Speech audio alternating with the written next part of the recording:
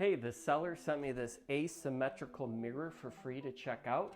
So I'm gonna put it up and give you my thoughts. So this thing is pretty cool because it's not a standard traditional mirror. It's like an abstract shape. It kind of spices things up around your house. This is 19 inches wide by 30 inches tall. You can mount it horizontally or you can mount it vertically. So on the back, you have some convenient mounting brackets. This gives you the 3 different options that you can mount it. And there's a little foam pad here to make sure this sits up flush against the wall.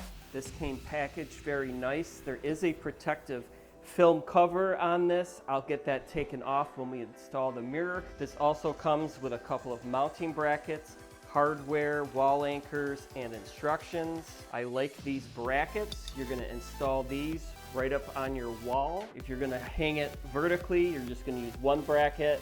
This slides right into the back. And if you mount it horizontally, you're gonna use 2 of these brackets. So let's get this set up and I'll show you how it looks. We're gonna make sure this is level. All right, we got our anchor in and I got a stud right here. So we're gonna go ahead and install this mount. All right, we got our bracket up. Make sure it's solid, it is.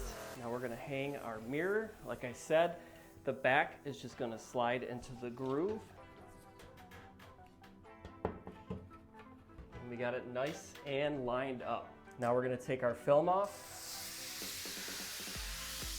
All right, that didn't take too long at all to install, and now we have this nice abstract mirror here in our foyer area. This mirror would work great in honestly any room. I know a lot of people use these in their bathrooms, but it could work in a hallway, bedroom.